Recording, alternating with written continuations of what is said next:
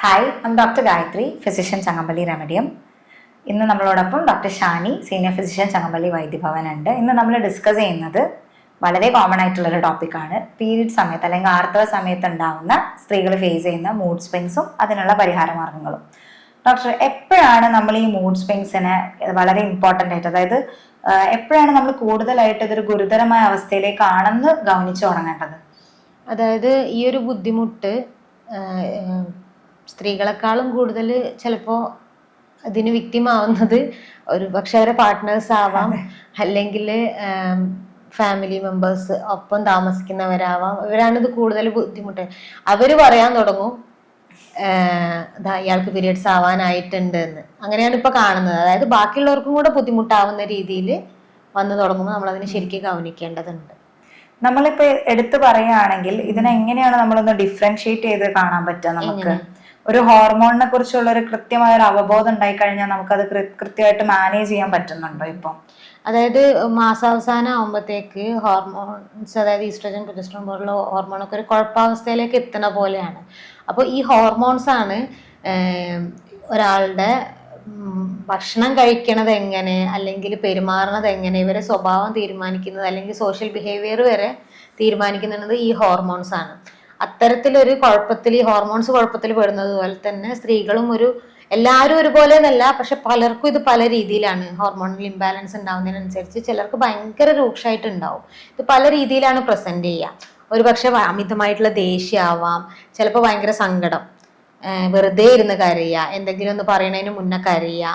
ഇനി അതല്ലാന്നുണ്ടെങ്കിൽ മാറിയിരിക്കുക, എന്തെങ്കിലും മീറ്റിങ്ങുകളൊക്കെ ഒഴിവാക്കുക, ബാക്കിയുള്ളവരെ മീറ്റ് ചെയ്യണത് ഇഷ്ടമല്ല, ആളുകൾ വീട്ടിൽ വരുന്നത് ഇഷ്ടമല്ല, അങ്ങനെ ആളുകളെ അവോയ്ഡ് ചെയ്യുക. മനഃപൂർവ്വം നമ്മൾ ഒരാളെ കാണുന്നത് വേണ്ടാന്ന് വെക്കുക. നമുക്ക് ഒരാളെ ഫേസ് ചെയ്യാൻ ഇഷ്ടമല്ലാത്തൊരു സിറ്റുവേഷനിലേക്ക് എത്തുക. ഇത്തരത്തിലാണ് ഇതിൻ്റെ ഒരു പ്രസന്റേഷൻ നമ്മൾ കാണുന്നത്.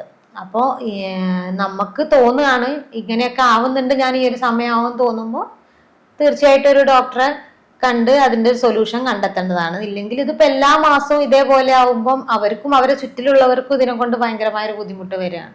നമ്മളിതൊരു മാനസികാരോഗ്യ പ്രശ്നമായിട്ട് ഇൻ ഫ്യൂച്ചർ, അതായത് വരുന്ന കാലത്ത് നമുക്ക് അത്തരത്തിലേക്ക് ഒരു പോക്കിലേക്ക് ഇതിനെ നിയന്ത്രിക്കാൻ വേണ്ടി നമുക്ക് യൂസ് ചെയ്യാൻ പറ്റുന്ന പ്രിവെന്റീവ് മെഷേഴ്സ് ഒക്കെ എന്തൊക്കെയായിരിക്കും?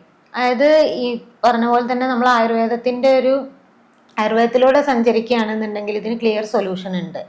നമ്മൾ ദിനചര്യന്ന് തുടങ്ങുകയാണെങ്കിൽ തന്നെ കൃത്യമായിട്ടുള്ള ദിനചര്യ ഫോളോ ചെയ്യുന്നവര്, കൃത്യമായിട്ടുള്ള ഫുഡിന്റെ രീതികൾ, കറക്റ്റായിട്ടുള്ള ഫുഡിന്റെ രീതികൾ, അതായത് എരിവും പുളിയും ഉപ്പും കുറച്ച്, നമ്മൾ ആയുർവേദത്തിൽ പറയുന്ന പോലെ തന്നെ എരിവും പുളിയും ഉപ്പും കുറച്ച്, ഫ്രൂട്ട്സും വെജിറ്റബിൾസും നട്ട്സും ഒക്കെ കൂടുതൽ ഇൻക്ലൂഡ് ചെയ്ത് ന്യൂട്രീഷ്യസ് ആയിട്ടുള്ള ഫുഡ് ഇൻക്ലൂഡ് ചെയ്യുക, ദിനചര്യ കറക്റ്റായിട്ട് ചെയ്യുക, ദിവസേന എണ്ണ തേച്ച് കുളിക്കുക, തലയിലാണെങ്കിലും മേത്താണെങ്കിലും എണ്ണ തേച്ച് കുളിക്കുക, സർക്കുലേഷൻസ് കറക്റ്റ് ചെയ്യുക. ഇനിയിപ്പോൾ ഒരു റിലാക്സേഷൻ വേണമെന്നുണ്ടെങ്കിൽ ധാര പോലത്തെ ചികിത്സാ രീതിയിൽ എടുക്കാം, പാദാഭ്യംഗങ്ങൾ ചെയ്യുക. ഉറക്കക്കുറവൊക്കെ ഭയങ്കര പ്രശ്നമായിട്ട് കാണാറുണ്ട് ഈ ഒരു സമയത്ത്. അതേപോലെ തന്നെ സുഗന്ധദ്രവ്യങ്ങൾ യൂസ് ചെയ്യുന്നതിന് വരെ നമ്മൾ ഇമ്പോർട്ടൻസ് പറയുന്നുണ്ടല്ലോ. അതൊക്കെ കൺസിഡർ ചെയ്ത് കറക്റ്റായിട്ട് പോകുന്ന ഒരാൾക്ക് ഇത്തരത്തിലുള്ള ബുദ്ധിമുട്ടുകൾ വളരെ കുറവായിരിക്കും. ഭയങ്കര ഡിസോർഡർ ആയിട്ട് ജീവിക്കുന്നവർക്കാണ് ഇത് കൂടുതലായിട്ട് ബുദ്ധിമുട്ടുകൾ കാണുന്നത്. പിന്നെ ഇതൊരു എക്സ്ക്യൂസ് ആക്കി എടുക്കുന്ന ആളുകളും ഉണ്ട്. ഈ സമയത്താവുമ്പോൾ എനിക്കൊരു എക്സ്ക്യൂസ് ഉണ്ട് എന്നുള്ള രീതിയിൽ എല്ലാ ഫീലിങ്സും കൂടെ അപ്പോൾ എക്സ്പ്രസ് ചെയ്യുന്ന ഒരു രീതിയുണ്ട്. അപ്പൊ ഇതിനെ പലപ്പോഴും തെറ്റിദ്ധരിക്കുന്ന ഒരു സാഹചര്യം ഉണ്ടാവുന്നുണ്ട്. പ്രശ്നങ്ങൾ കൂടുതൽ ഫാമിലിയിലൊക്കെ ഉള്ള ഇഷ്യൂസൊക്കെ വഷളാവാനും സാധ്യത ഉണ്ട്. ഇങ്ങനത്തെ ഒരു ഇഷ്യൂ ഉണ്ട്. അപ്പോൾ കറക്റ്റായിട്ട് സംസാരിക്കുക, എൻ്റെ പ്രശ്നം ഇതാണെന്നുള്ളത് തുറന്നു പറയുക, മനസ്സിന് ശാന്തത നൽകുക എന്നുള്ളതാണ് ഇതിൽ പ്രധാനമായിട്ട് ചെയ്യാനുള്ളത്. നമ്മളിപ്പോ ഒരു വർക്ക് പ്ലേസിലാണെങ്കിലും ഫാമിലിയൊക്കെ ആണെങ്കിലും അപ്പൊ ഇങ്ങനത്തെ സ്ഥലങ്ങളിലൊക്കെ ആൾക്കാരുടെ ഒരു സപ്പോർട്ട് വളരെ നീഡഡ് ആയിരിക്കും ഇങ്ങനെയുള്ള ഒരു സമയത്ത്.